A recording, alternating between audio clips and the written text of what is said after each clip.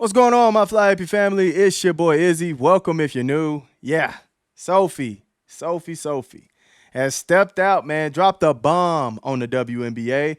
Dropped a bomb on the Mercury, right? On the Phoenix Mercury. Talking about how the talks were going in the locker room about adding a little extra sauce, welcoming Caitlin Clark to the W. Oh, boy. Oh, boy. We have to get into it, man. We have to get into it.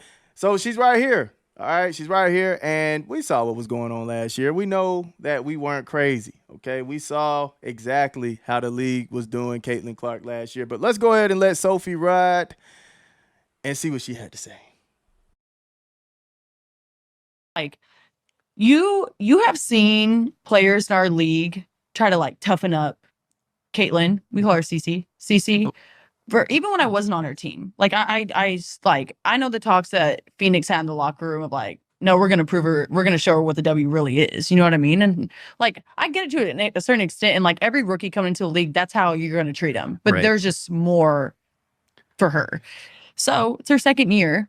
And like now being on her team and like seeing it, I'm like, what are people doing? Like, actually, it's just too much. Too much. Like, All right, so y'all heard what Sophie had to say, right? They said that they were going to show her what the W is, right? Now, if you think about the other rookies that came in with Caitlin Clark, I don't feel like they were catching it worse than Caitlin. All right. Now, I do remember Angel Reese getting into that moment where she had Alyssa Thomas with the choke slam, right? That was crazy. But I can't necessarily think of another moment for Angel Reese where it just got ridiculous, right? And I might be missing one. I might be missing one or two, or I can't think of another one. That's just right off the top of my head. But Caitlin Clark, man, I can think of so many times where it's just like she's getting pushed over, slapped in the head, eye poked. Like it's a lot that comes to mind when it comes to Caitlin Clark getting knocked around just a little extra. All right. Now I know it goes on in the league for sure. I'm not slow. I'm not being biased. I saw what happened with Dejanay Carrington's her little run on her foul spree, right? On the fast breaks, hitting people in the head, scraping eyes, right? I saw it. Pulling hair to the ground, I saw it. Of course, Angel Reese this year with the Hartley move where Hartley was pulling her hair. I saw that. That was crazy. So there's other moments. There's other, players, other teams that catches some smoke. But when we're talking about rookies, nah, man, nah, no other rookie. Like you think about Rakia Jackson, I think her biggest what in the world moment was scrapping up with Brittany Griner. I think that was her only moment, if I'm not mistaken. Let's think about Aaliyah Edwards. I can't really think of a moment with Aaliyah Edwards. That was more of like a, oh yeah, welcome to the W moment. Or we're going to show her what the W is, right? I can't really think of a moment like that. Yeah, I can't. Cameron Brink, I can't think of a moment like that with her. So it's just moments, a lot of moments that stood out to me that was like, that's a little extra, right? It's a little extra. Are we playing basketball physically or are we just playing dirty? Which one are we doing?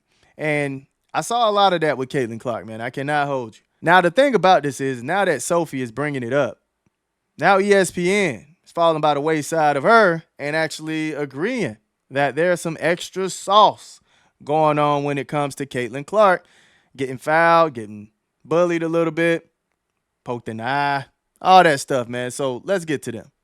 I think Caitlin's had a little bit of a target on her back probably since she came into the league. She pushes back, though, Ramona. Yeah, some of that is just hazing. Some of that is exactly what Sophie said. But I also think that she's defined herself as the enforcer now. And I think the fact that her teammates have her back and they're going to stand up for her is what they've been waiting for. The question is, will the refs? All right, so we hear what Ramona had to say, right?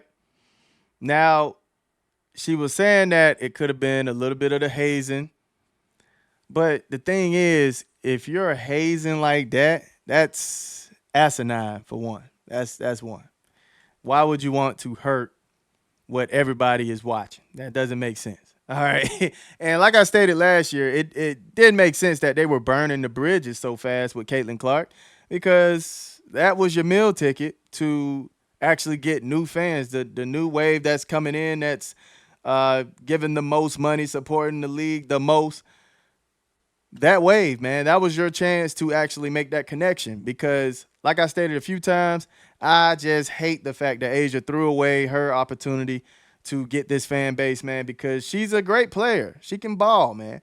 Marina Mabry, she's throwing it away. Like, I just don't understand it. Why? Why would you throw the opportunity away, right? And, yeah, it's a few players that done threw it away for no reason. Kennedy Carter, I mean, she's a great baller.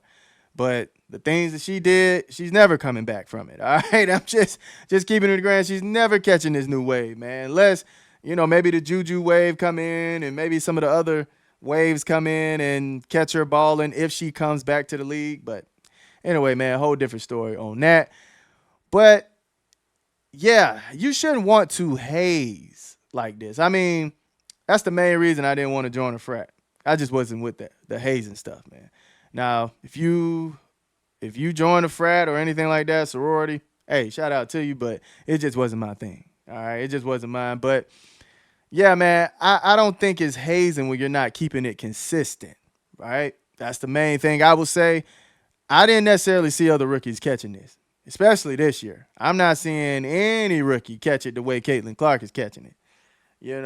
And I think Paige Beckers is balling out of her mind. She's doing an amazing job this season, but she is not catching anything near what Caitlin Clark had to go through, y'all. And if you're saying otherwise, man, you're being disingenuous. I mean, not just on the court, but also off the court, where you have players coming at her, telling her to become a civil rights leader when they can't even speak on the behalf of their fan base doing racist stuff. It's crazy, man. It's crazy. She had a wild rookie year. All right, a wild rookie year. And I don't know how many times she had to step up and say she's not with the nonsense. At first, she just wanted to say, hey, I'm focused on ball. I'm not focused on the nonsense. But then the league started hating her even more for that. And now she had to turn around and say, hey, I'm not with the nonsense. I don't condone that stuff. Like, fam, she wanted to just focus on basketball, which all of y'all should do. Honestly, which all of y'all should do.